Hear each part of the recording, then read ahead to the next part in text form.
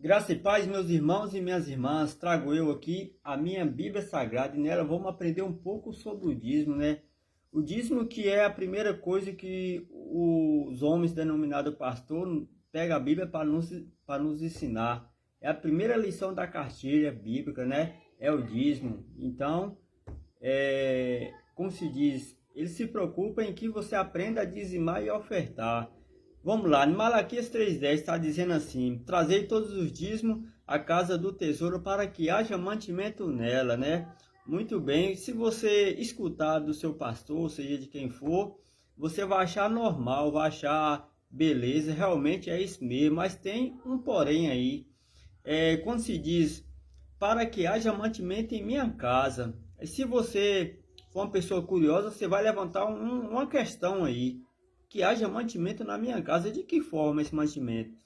A gente sabemos que aqueles tempos atrás ali, o dízimo não se tratava de dinheiro, mas sim de especiaria, de mercadoria, na qual aquelas pessoas ali naquela época viviam de plantação. Então, eles tiravam aí, de acordo com a palavra, pede-se que tira as primeiras coisas que é plantada, que é colhida. Você tira uma pequena quantidade ali para Deus de cada coisa daquilo que as pessoas plantam e levava até as igrejas para ofertar o dizimar para que houvesse mantimento. Por isso que em Malaquias 3,10 está assim, ó, para que haja mantimento.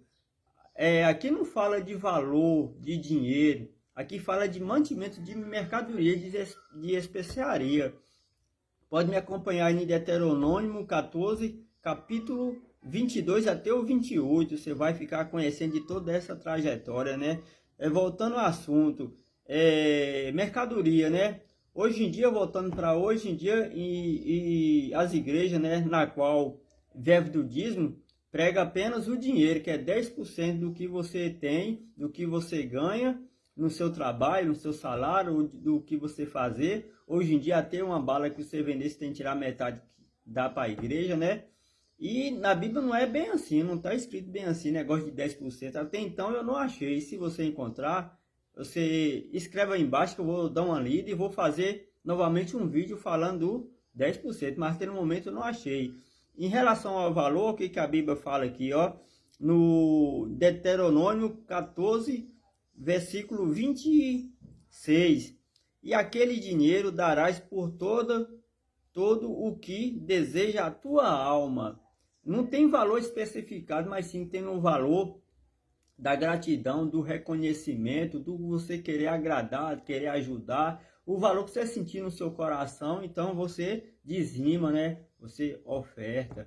E voltando ao assunto, o dízimo naquele tempo não era valor, mas sim era em produto, né? Aqui o 22 aqui fala, ó, certamente darás o dízimo de toda a novidade da tua semente, que cada ano se recolhe do campo. Tá me entendendo? Então o dízimo não era dinheiro naquele tempo, era mercadoria, era especiaria, era produto, né?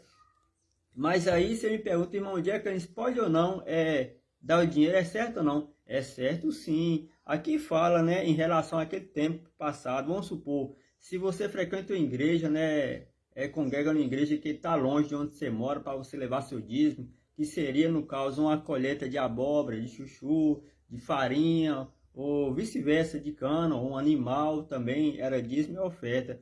É longe, você ia perder o culto para você conduzir essa mercadoria, produto animal até lá, no determinado lugar, né? Pois era longe. E é o que a Bíblia recomenda? A Bíblia fala, né? A gente pega esses produtos, né? Que é o dízimo, você pega e vende.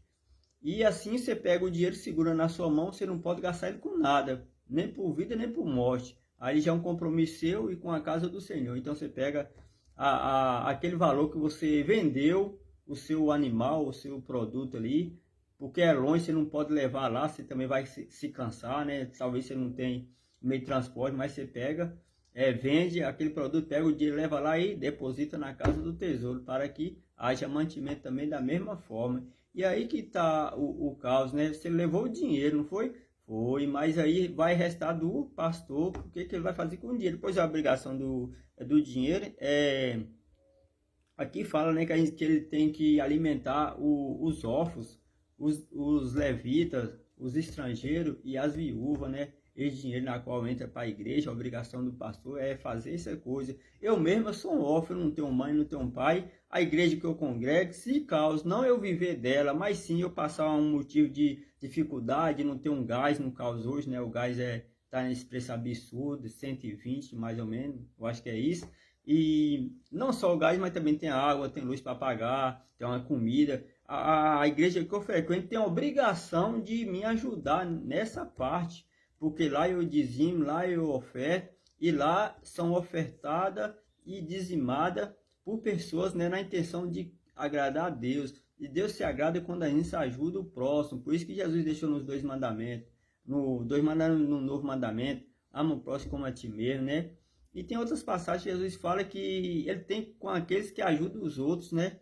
Então, é responsabilidade do pastor me ajudar, porque eu sou órfão, não tenho pai, não tenho mãe, e também não estou trabalhando. As coisas apertam, mas eu tenho que recorrer a quem? Primeiro a Deus, depois ao meu pastor. Pastor, me ajuda, eu estou precisando de tal coisa. Ele tem a obrigação de me ajudar. Se ele não se importar em me ajudar, então ele não é um pastor, ele é um ladrão, ele é um salteador, assim como diz a Bíblia. Eu sou bom pastor, eu dou a vida pelas ovelhas. Os que vêm antes de mim são ladrões e salteadores, né? Se o seu pastor não tem a consideração de te ajudar numa feira, de te ajudar num gás, numa luz, numa água, muito menos ele vai dar vida por você, meu irmão. Então aqui fica bem claro, né? O dízimo era o quê? Era mercadoria. Hoje em dia, porque o povo se acostumar no dinheiro e é mais fácil, né? Dizimar e ofertar. E também na Bíblia não tem especificando o valor, tem falando você dá de seu coração, você querer ajudar, sua boa intenção. Muitas vezes você está precisando de algo que você não vai dizimar para a casa do Senhor, pois você está precisando ali de cobrir algo na sua casa, na sua vida financeira. Então você cobre. Quando você tiver que dar, né? Se tiver o seu, que você vê que é viável, você tira primeiro ali do Senhor. Mas para isso não pode ter sacrifício, tá entendendo? Naquele tempo o pessoal era rico, tinha bastante plantação, então de cada plantação eles tiravam os primeiros, as premissas, que as mercadorias levava para a casa do tesouro, para que haja mantimento na casa do tesouro. Hoje em dia, nem todo mundo tem condição de fazer plantação, tal coisa assim, então nós levamos o que? O dinheiro, né? E se você não tiver o dinheiro, você também pode ofertar e dizimar com 1 quilo de feijão, de arroz, alguma especiaria, né? Você pode dar sim, com certeza. Deus vai aceitar mais do que o seu dinheiro, porque ali é para alimentar pessoas, né?